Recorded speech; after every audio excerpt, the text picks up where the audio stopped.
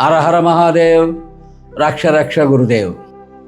పరమేశ్వరుడు పార్వతికి చెప్పినటువంటి స్వరయోగ రహస్యాలు, రుద్రయామల తంత్రము, విజ్ఞాన భైరవ తంత్రము, శివస్వరోదయము, శివగీతలో పరమేశ్వరుడు పార్వతీ అమ్మవారికి చెప్పినటువంటి స్వరయోగ విజ్ఞానం ఈ భూమి మీద పుట్టిన ప్రతి ఒక్కరూ కూడా నేర్చుకోవాలి, తెలుసుకోవాలి, ఆచరించాలి, అనుభవం పొందాలి.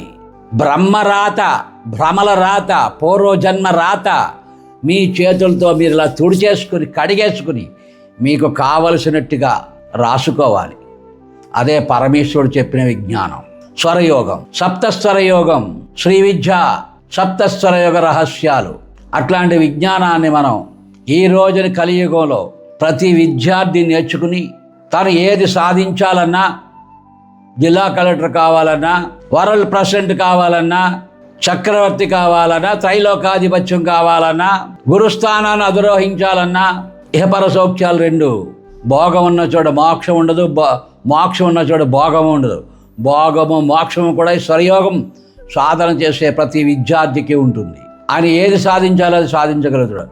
అందుకని మీ బిడ్డలకి మీకు స్వరయోగ విజ్ఞానం నేర్చుకోవడానికి ప్రయత్నం చేయండి. అది కూడా పుస్తకాలు చదివి వాటిలో ఉన్న విషయాన్ని చదవడం వల్ల మీకేమి రాదు. గురు పరంపర, సనాతన ధర్మం, ఋషి ధర్మం, గురు పరంపరగా వస్తున్న విజ్ఞానం గ్రంథంలో రాసిన దానికి, గురువు అనుభవించిన దానికి అనుసంధానం చేసి చెప్పే విధానం ఎక్కడ దొరుకుతుందో అక్కడ నేర్చుకోండి. మద్గురు శ్రీ శ్రీకృష్ణ పరమహంస గురుదేవులు మీ వయసు ఎంత అంటే 200 పైన అనేవారు. అయితే అది యోగ రహస్యం. ఏ కాలంలో ఎలా స్వర విజ్ఞానం అనుష్ఠానం చేస్తామో దానికి ప్రకారంగా వారు జీవించారు. ఆయన సర్వీస్ అంతా ఏజ్ మాకు లేదు, అందుకని మేము దాన్ని ఆధారంగా చెప్పలేం, నమ్మడమే తప్ప. ఆచరించినప్పుడు మనం కూడా అనుభవించినప్పుడు మనం చెప్పగలుగుతాం. మాతోటి పాడో మీరు, మీతోటి పాడో మేము ఉంటేను. అలా కాకుండా ఏది రుజువు చేయలేం. కానీ మహాత్ములు ఎంతోమంది హిమాలయాల్లో ఉన్నారు, కొండ గుహల్లో ఉన్నారు. అందరూ తపస్సు చేసి వేలాది సంవత్సరాలు బట్టి కూడా ఉన్నట్టుగా ఉన్నది చరిత్ర. ఋషులు ఎంతోమంది ఇప్పటికే ఉన్నారు, మనం చూడకపోవచ్చును. అయితే ఈ స్వరయోగ విజ్ఞానం ఇప్పుడు ముఖ్యంగా విద్యార్థులకు అవసరం.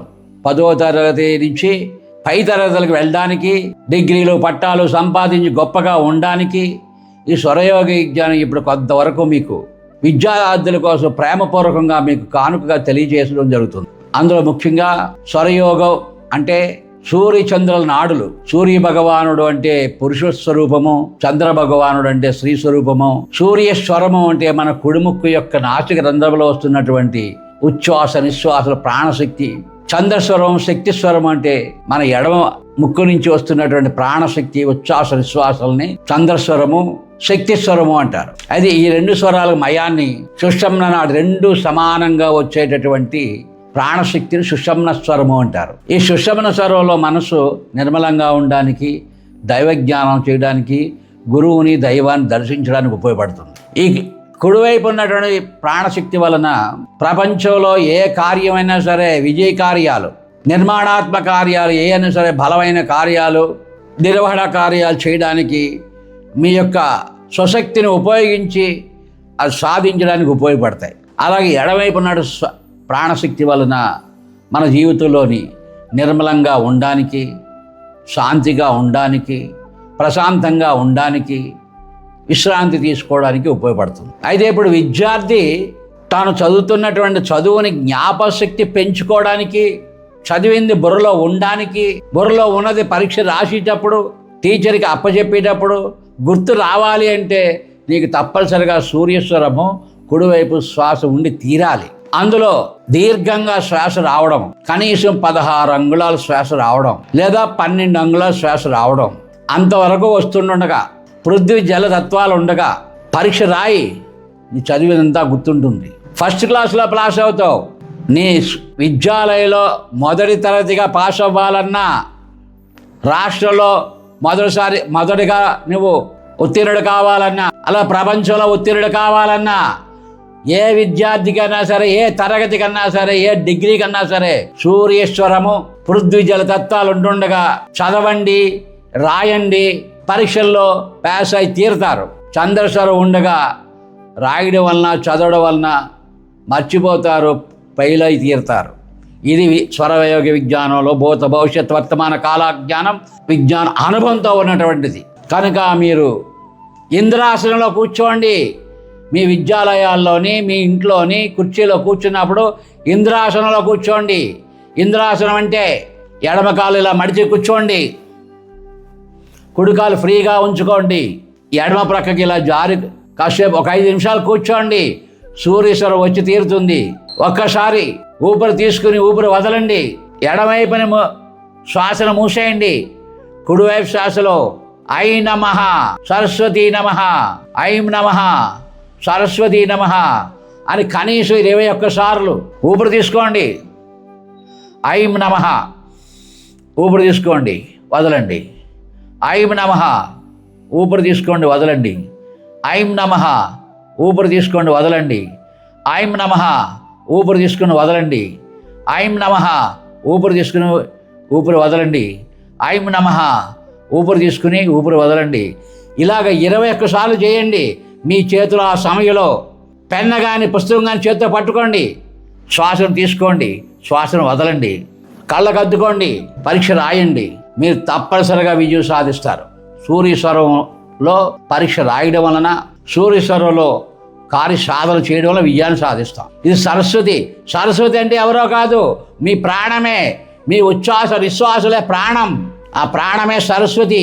ఆ సరస్వతి అనుగ్రహం ఉంటేనే నువ్వు ఏదైనా సాధించగలుగుతావు. సరస్వతి అనుగ్రహం ఉంటేనే నీకు ఉద్యోగం వస్తుంది. ఉద్యోగం వస్తే ధనం వస్తుంది. ధనం అంటే లక్ష్మీ అనుగ్రహం వస్తుంది. లక్ష్మీ అనుగ్రహం ఉన్నప్పుడే నువ్వు అన్నం తింటావు, ఏం కావాలని సంపాదించుకుంటావు. అదే మహాకాళి అంటే సరస్వతి ఉన్న చోట లక్ష్మి మహాకాళి కూడా ఉండి తీరుతారు. మొట్టమొదట సరస్వతిని పట్టుకోండి. విద్యార్థులందరూ కూడా దేశాన్ని ఉద్ధరించడానికి గొప్ప పదవుల్లోని గొప్ప విద్యావంతుల్లోని ఉండి దేశాన్ని ఉద్ధరించండి అని మీకు ఈ స్వరయోగ రహస్యాన్ని అనుగ్రహించడం జరిగింది ఆశీస్సులతో. అయితే ఈ స్వరయోగ విజ్ఞానంలోనే ఇంకా గురువు పరంపరగా వస్తున్నటువంటి సాధన రహస్యాలు నేర్చుకోండి. మన ఆశ్రమంలో ఈ విద్యని అందరికీ నేర్పడానికి సిద్ధంగా ఉన్నారు. అనుభవంతో నేర్పడానికి సిద్ధంగా ఉన్నారు. సూర్యేశ్వరము, చంద్రస్వరము, సుషమ్నస్వరము, శుక్లపక్షము, కృష్ణపక్షము. శుక్లపక్షంలో సూర్యేశ్వరం, చంద్రస్వరము 3 రోజులు ఉంటుంది. మొట్టమొదటి 3 రోజులు చంద్రస్వరము, తర్వాత 2 రోజులు 3 రోజులు సూర్యేశ్వరము. ఇట్లాగా 15 రోజుల్లో శుక్లపక్షంలో నడుస్తుంటుంది స్వరయోగం. అలా నడిచినప్పుడు చంద్రస్వరం నడిచినప్పుడు దక్షిణ దిశగా పశ్చిమ దిశగా వెళ్తూ ఉండాలి. మనం ఆ దిశగా చూసి సాధన చేయాలి. అలాగే సూర్యస్వరంలోని తూర్పు దిశగా ఉత్తర దిశగా సాధన చేసుకోవాలి. అలాగే చంద్రస్వరం నడిచినప్పుడు సరిసంఖ్యలో సాధన చేయాలి, సరిసంఖ్య ప్రయత్నాలు చేయాలి.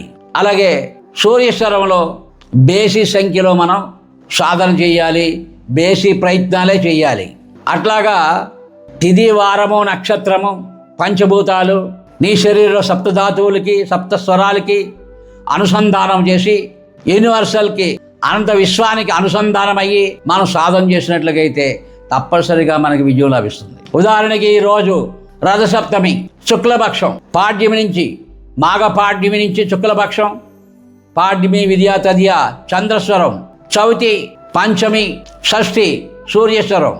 ఈరోజు సప్తమి చంద్రస్వరం. సప్తమి, నవమి వరకు చంద్రస్వరం నడిపించాలి. సూర్యోదయం లేచినప్పుడు అలా నడిపించి భూమి మీద అడుగుపెట్టి మీరు సాధన చేసుకోవాలి. తిథి ప్రధానం.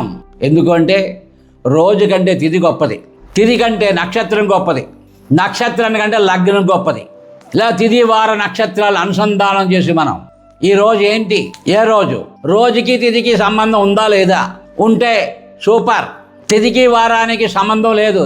ఇవాళ ఆదివారం సూర్యేశ్వరం, ఈరోజు తిథి శుక్లపక్షం చంద్రస్వరం, రెండిటికి మ్యాచింగ్ లేదు. అయినా పర్వాలేదు, నువ్వు పొద్దున్న లేచినప్పుడు చంద్రస్వరమే నడిపిస్తే నీకు ఆ రోజంతా కూడా చంద్రస్వర బలం వలన అంతా సక్రమంగా నడుస్తుంది. అయితే సూర్యుడు కదా ఆదివారం సంబంధం లేదు కదా అంటే అది ఏమీ చేయదు. ఎందుకంటే రోజు కంటే తిథి గొప్పది కాబట్టి. కనుక 100% మార్కులు పడవలసింది 75% గ్యారంటీ పడతాయి. నష్టమేముంది? క్యాన్సిల్ కాదు కదా. అలాగే రోజు తిరిగి వారం కలిసింది అనుకోండి, 100% మార్కులు పడతాయి. అంతే, పని జరుగుతుంది కదా, అది మీరు ఆలోచించాలి. అందుకని తిరిగి ప్రధానం చేసుకోండి. ఆ తర్వాత రోజుని, ఆ తర్వాత నక్షత్రాన్ని, ఆ తర్వాత లగ్నాన్ని, ఇవన్నీ అనుసంధానం చేసి గురు పరంపరగా వస్తున్నటువంటి సాధన అనుష్ఠాన అనుభవం శ్రీ విద్యా సప్తస్థల యోగ రహస్యాలు అనేటటువంటి సాధన తరగతులు అతి త్వరగా ప్రారంభమవుతున్నాయి. ఫిబ్రవరి 1వ తారీఖు నుంచి ఈ విజ్ఞానాన్ని నేర్చుకోవాలనుకుంటే తప్పనిసరిగా అందరూ కూడా పాల్గొనండి. తిది వార నక్షత్రాలని నమోదు చేసుకోండి, నేర్చుకోండి, తరించండి. ఇప్పుడు ఉదాహరణకి ఈరోజు ఆదివారం, సూర్యాయ నమః అనే మనం పిలవాలి భగవంతుణ్ణి. పిలిచినప్పుడు పలుకుతాడు. మరి రామాయ నమః అంటే ఎలా పలుకుతాడు? రాముడిని శనివారం నాడు పిలిస్తే పలుకుతాడు. మీ పేరు రామా, నేను కృష్ణాన్ని పిలిస్తే మీరు పలుకుతారా? ఒకే భగవంతుడు. తిథిని బట్టి ఎలా పిలవాలి భగవంతుణ్ణి, నక్షత్రాన్ని బట్టి భగవంతుని ఎలా పిలవాలి, వారాన్ని బట్టి భగవంతుని ఎలా పిలవాలి, లగ్నాన్ని బట్టి ఎలా సాధన చేయాలి, ఈ ముగ్గురిని కలిపి నీ జన్మ నక్షత్రానికి, నీ జన్మ తిథికి, నీ జన్మ వారానికి అనుసంధానం చేసి ఎలా జీవించాలి. జీవితం అంతా కూడా సప్తస్వర యోగం, సప్త ధాతువుల్ని యాక్టివ్ చేసుకుని సహజ కుండలిని యోగం, జాగరణ యోగం అనుభవంతో తెలుసుకుని జీవితాన్ని 3 పువ్వులు 6 కాయలుగా శతకోటీశ్వర యోగం సంపాదించడానికి స్వరయోగ రహస్యాలను నేర్చుకోండి, సాధన చేయండి, అందరూ తరించండి అని తెలియజేస్తూ శ్రీకంఠ సదాశివ బాలా త్రిపుర సుందరి పరిపూర్ణమైనటువంటి అనుగ్రహం సిద్ధించుగాక. హర హర మహాదేవ్. రక్ష రక్ష గురుదేవ్.